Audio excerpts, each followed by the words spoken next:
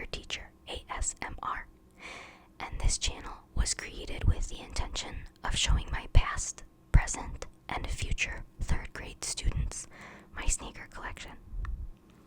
Now, today will be a very helpful video for all of my students watching this because I am going to go over some vocabulary that we are going to be using in the future in every video when referring to sneakers. In the view, you can see 2 different shoes, and I chose them intentionally so we could go over the different parts and, again, which words we use to describe each part of the shoe. So go ahead and get comfortable, and without further ado, let's get into some of the vocabulary words. I forgot to mention that I wrote down all of the words I wanted to go over on a piece of paper, and I really do think that the paper makes a phenomenal, satisfying sound. So I'm going to go ahead and make some sounds with the paper before we get into the vocabulary words.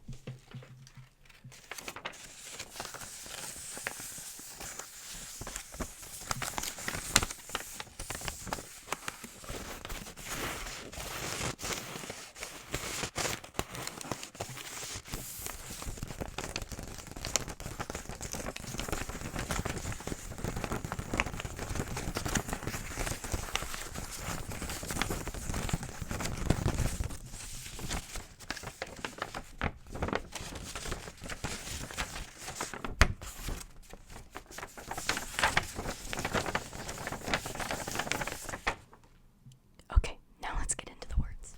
The first vocabulary word is colorway. Colorway. When we use the word colorway, we are referring to how the shoe looks and, just as it sounds, the colors that it came in. However, there are often nicknames given to specific shoes. For example, this Nike Dunk Low is called the Michigan colorway because the University of Michigan, which is a college in the state of Michigan, their school colors are maize and blue, which, when we refer to blue, it's clearly a navy color. And then this Jordan 3 is called the White Cement Reimagined colorway because the shoe originally came out when Michael Jordan was still playing basketball. I believe he wore this shoe on court. However, it wasn't exactly the same. Again, it's called reimagined because there are some twists. The white part is for white. The cement refers to the elephant print. But the reimagined part are these off-white cream colors that we have going on the shoe because they wanted to put a nice little twist. Right now, there's a big wave of popularity in shoes looking like old or, aged. So that is the first word that was colorway. The next 2 words that we will go over refer to the bottom of the sneakers. So let's start with the word outsole. Outsole. That would be this blue, navy blue to be specific, part on the dunk, and the gray part right here. I'll do some tapping as I explain that the outsole is the part that touches the ground, and depending on the use for the shoe, the outsole is designed differently. So a basketball and volleyball outsole is meant to not be sticky, so the materials are normally designed, and there's lines all over to make sure that you're not slipping all over the court. And then cleats for outside. Obviously, the outsoles have the little spikes on them. But the outsole is very important. This is also the part that gets worn away the quickest because obviously you're making contact with the ground, whether it be inside, outside, or both. As we move up the shoe, we get to what's called the midsole. The midsole on the Nike Dunk Low is really easy to see in the Michigan colorway because it's the only part of the shoe that is white.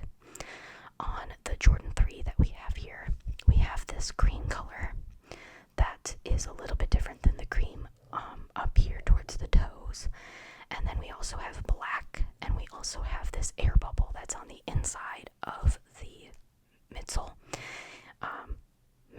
shoes have that air bubble. It's something that Nike has kind of copyrighted with the inclusion of air in a lot of their shoes. So that is the outsole and the midsole. From the midsole, we work our way up to what's called the upper part of the shoe. That is like the top, if you want to use another term for it, but we always say the upper. Now, the upper of this shoe is mainly white. The upper of the dunk is, of course, all of that maize and blue. But the main thing I wanted to mention with the uppers of shoes is that they can be completely different materials. Here, I'm not sure if you can tell if I tilt it with the lighting, but you can see that there's a texture going on because it's called tumbled leather, and that goes kind of all through the shoe. Whereas on the dunk, you can see, hopefully, that it's pretty flat. It's still leather, but it's not that tumbled textured leather. It's just flat. When it comes to uppers, they can be leather, like one of these. They can be leather, but with a shiny coating on top. They can be knit. They can be mesh. Suede is another material that is used on uppers. So depending on the texture, you could also get different colors, and that could make the shoe look a little bit different. Something to note about the Jordan 3 is almost always the upper towards the back, and this is actually called the mud guard, but you see this elephant print, and that is what they refer to more so as like the cement part, at least in this specific model of shoe. But those are kind of telltale signs that this is a Jordan 3. Recently there are a few Jordans that have come out and that will come out that don't have this elephant print right here, and it's a different color or a different texture. But for the most part, it is always going to have that elephant print on it. So that is the upper. We have some more words when referring to the toe box of the shoe. We mean this portion right here, which is maize on the dunk and the white tumbled leather on the Jordan 3. Of course, everybody knows shoelaces, even if you don't know how to tie them. And then underneath the shoelaces are the tongues of the shoes. So this tongue is completely maize with the branding for Nike in the tag, with the font being blue, and the tag itself is still that maize. And then on most of Jordan brand's tongues, he has his Jumpman logo. This is him doing a slam dunk. That sounded weird, I guess. We just call it a dunk, but you can often see his logo, depending on how you tie your shoes. So that is really good for branding purposes, and most brands will have something there. Now, your laces go through what's called an eyelet. So the eyelet has the little, we can see here they're red. Here they're a greenish white color. Here they are just regular blue, so they're just holes punched into the leather. But those are on every shoe. Some are distinct and you can like see the difference, and some aren't. For example, I might cover the Jordan logo here if I were to tie my shoes all the way up to the top eyelets, which are black right here. So that was a couple different words in one. Before I flip the shoe around so we can talk about the back of each shoe, you can see from this view that there is a red part inside, and then this is blue, but it does have most of a Nike logo on there in orange. That part that's on the inside of the shoe is called the insole. So we have the outsole, the midsole, and then this is the insole. So in most cases you can take that out and you'd actually see the stitching in the shoe, but a lot of people who have feet that hurt or they want to be more comfortable, they put in their own inserts to their shoes, and so it covers that up. But this one says Nike Air, and it's still on there pretty good actually. I don't wear this this shoe too often. I have worn this one more often, and you can see part of the Nike swoosh is a little bit off. But that normally will come off if there's a logo near the heel, depending on how you walk. So that's the insole. And then if we turn both shoes around, and let me check to make sure that this is centered on the camera for you guys. There we go. You can see that both of these have some branding on the back. Now, because this Jordan 3 was an original, they put the full Nike Air, again that refers to the bubble in the midsole, they put the full Nike Air logo with the swoosh. Most Jordan 3s that come out new today, because they were not worn by Michael Jordan himself, they do not have the full Nike swoosh on the back. They just have the Jumpman logo that you saw on the tongue. So when we are talking about this part right here, we would refer to this as the heel tab, because as you can see, this is like a tab part that it's not meant to like come off or anything, but it is there, and it's not like stitched down. And then on the Nike Dunk Low, we also have a heel tab, but it is stitched down.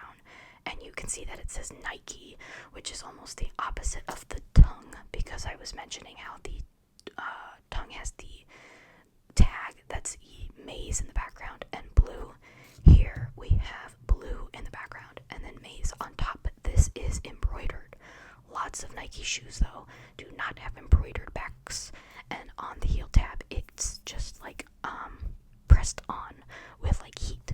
Okay, so that is the heel tab, and you can see the detail back here. We have a mix of the maize and blue, and then here we have the cement, which is elephant print, essentially going through the back as well. This black color from the midsole is also towards the heel too. So there we have lots of the different vocabulary words that we use. You can also refer to this part where your sock like touches as the inner lining. Here's navy, here's white.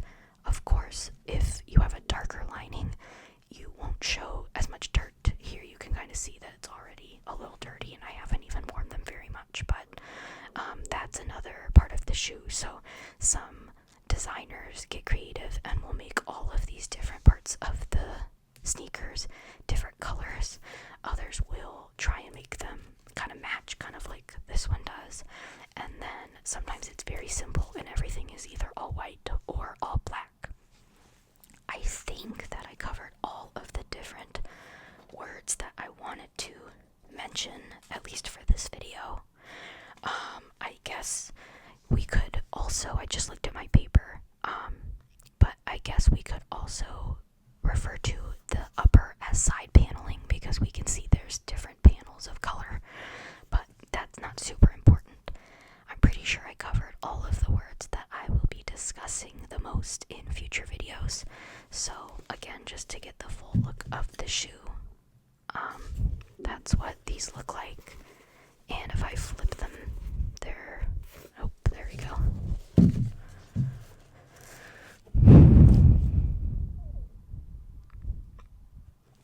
There we have it. So thank you so much for watching, and